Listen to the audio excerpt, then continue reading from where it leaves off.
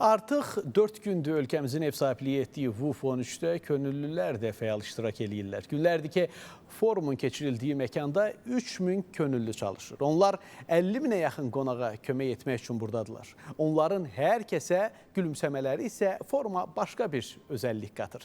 Əməkdaşımız Rəşad Vəkiloğlu könüllü ordusundan reportaj hazırlayıb. Tədbirə qatılan hər kəs könüllülərin köməyindən istifadə edir. Onlar təkcə forumun keçdiyi məkanda deyil, eyni zamanda hava limanında qarşılanması, otellərə yerləşdirilməsi proseslərində könüllü fəaliyyəti ilə məşğul olurlar. Gün ərzində 10 minlərlə insana istiqamət verib kömək edirlər. Elə fəaliyyətləri də bu sayədə qurulub. İçərilərində həm xarici, həm də yerli könüllülər var. Əsasən isə universitet tələbələrindən formalaşıblar. Mən Gəncə şəhərində yaşayıram.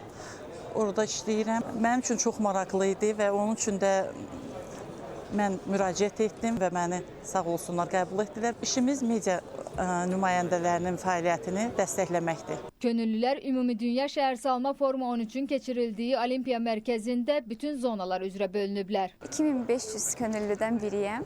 Mən Media Operations komandasındanam və media işçilərinin köməyinə ilk biz çatırıq. Belə təşkilatçılığa da bu imkan üçün çox təşəkkür edirəm.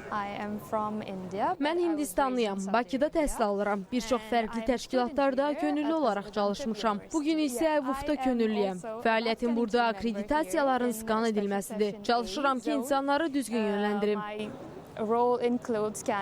16 min gənc könüllü olmaq üçün müraciət etsə də, onlardan yalnız 2500 nəfəri forum könüllüsü olmaq şansı qazana bilib. Ümumdünya Şəhərsalma Forum könüllüləri tədbirdən əvvəl xüsusi təlimlərdə də iştirak ediblər. Bu fəaliyyət istiqamətləri müxtəlifdir.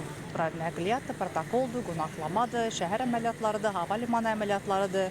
BMT-nin məskunlaşma proqramı üzrə olan əməliyyatlara dəstək könüllüləridir, səhiyyədir, informasiya texnologiyaları üzrədir. Fərqli sahələrdə hal-hazırda könüllülərimiz dəstək göstərirlər. Forumda ilkin yardım göstərmək üçün zonalarda dispetçer xidməti də fəaliyyət göstərir. Bura isə tibbi təhsilli tələbələr və digər tibb işçiləri daxildir. Onlar ərazilər üzrə bölünür. Məsələn, mən hazırda forumun Expo Center ərazisindəyəm. Hansı ki, bu tibb könüllülər bu ərazidə xidmət göstərirlər. İlkin tibbi yardım üçün onlar bütün tibbi ləvazimatlarla da təmin edilirlər. Əgər hər hansı bir iştirakçının səyahətində kiçik bir problem yaranarsa, bu tibbi könüllülər köməyə çatırlar. Yox, əgər iştirakçının səyahətindəki problem böyüdürsə, o anda məntəqələrdəki həkimlərə yönləndirilir həmən iştirakçılar. Hal-hazırda biz Expo ərazisində fəaliyyət göstərən ilkin yardım könüllüləriyik və buradakı məqsədimiz baş verən hər hansı tibbi situasiyada vaxtında həkim və ambulans xidmətimizə məlumatın ötürülməsidir. Qeyd edək ki, Ümumdünya Şəhərsalma Forum 13-də fəaliyyət göstərən könüllülərdən 100-ə yaxın xarici ölkə vətəndaşlarıdır. Rəşad Vəkiloğlu, İlkanə Vaqif qızı, Nahidə Məmmədova, Space xəbər.